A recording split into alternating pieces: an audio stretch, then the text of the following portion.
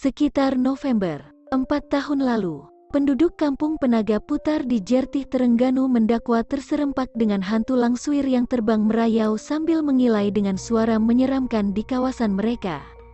Cerita kewujudan hantu itu pantas mencetuskan ketakutan dan rasa seram dalam kalangan masyarakat setempat sehingga menyebabkan mereka tidak berani keluar rumah pada waktu malam. Penduduk yang melihat sendiri kelibat hantu itu menggambarkan makhluk halus terbabit dengan tinggi separas pinggang, berambut panjang, memiliki 2 taring di bibir bawah dan badan berwarna merah serta menampakkan isi daging manusia. Hantu itu juga mampu terbang terawang sambil mengilai sehingga menyebabkan bulu roma sesiapa yang mendengarnya meremang. Selain kampung Penaga Putar, kelibat langsuir itu turut menakutkan penduduk kampung Tasek dan 3 kampung daerah sempadan Pasir Putih Kelantan, yaitu kampung Gong Pasir, kampung Gong Tinggi dan kampung Gong Lapang. Selepas beberapa hari cerita mistik itu mencetuskan rasa takut dan seram dalam kalangan penduduk. Akhirnya akhbar tempatan melaporkan seorang bomoh berjaya menangkap 4 langsuir terbabit. Menurut laporan, semua makhluk halus itu akan dihantar kembali ke alam mereka selepas 40 hari dipasung.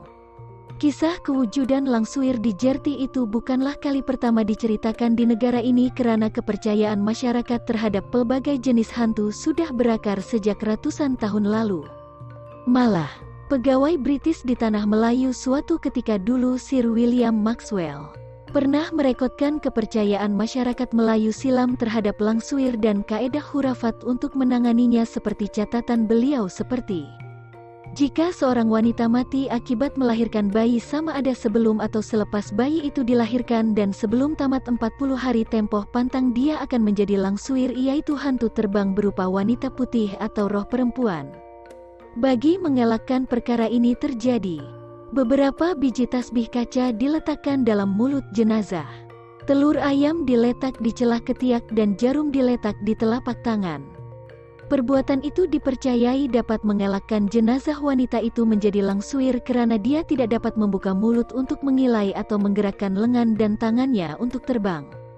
Dalam kepercayaan lama masyarakat Melayu, hantu langsuir berbeza dengan Pontianak karena Pontianak atau turut disebut sebagai petik terbalik Matianak atau petik terbalik Kuntilanak adalah jelmaan hantu bayi perempuan yang mati ketika dilahirkan.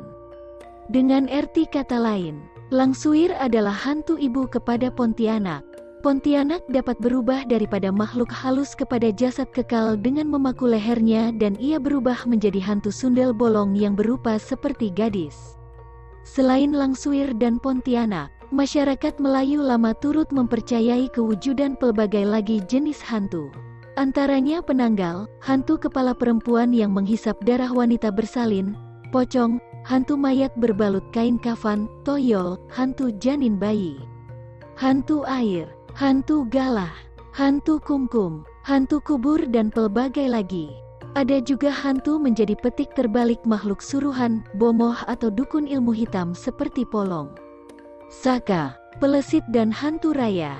Pengasas Pusat Rawatan Terapi Al-Quran Darul Hikmah, Abdul Malik Lazim Al-Azhari, berkata hantu dalam alam Melayu sememangnya wujud tetapi hakikat sebenarnya makhluk itu adalah jin. Tiada manusia boleh melihat wajah jin yang sebenar, tapi jin boleh bertukar daripada rupa asal mereka untuk muncul di hadapan manusia. Ia dikenali sebagai jelmaan dan jelmaan inilah mewujudkan hantu seperti Pontianak, pocong, langsuir dan sebagainya, katanya. Mengulas kepelbagaian jenis dan bentuk hantu, beliau berkata, jin diberikan kelebihan oleh Allah SWT untuk berubah kepada pelbagai bentuk mengikut tanggapan manusia. Jin pun ikut peredaran zaman. Zaman dulu orang takut hantu kubur, maka jin menjelma sebagai hantu kubur, tapi zaman sekarang di atas kubur pun sudah ada tempat berehat. Sebagai contoh, wujud hantu pocong sebab dulu banyak hutan. Sekarang jarang sangat kesenampak hantu macam dulu.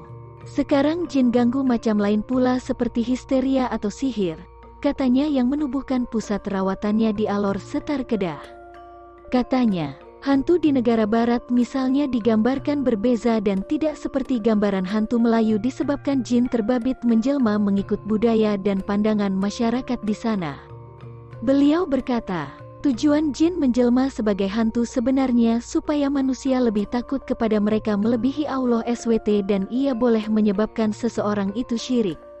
Beliau bagaimanapun berkata, terdapat gangguan hantu atau jin yang memudaratkan manusia.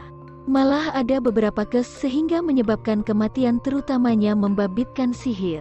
Katanya, gangguan hantu atau jin sebenarnya dapat diatasi manusia jika seseorang itu mempelajari ilmu perubatan Islam dan mengetahui hal ehwal makhluk halus.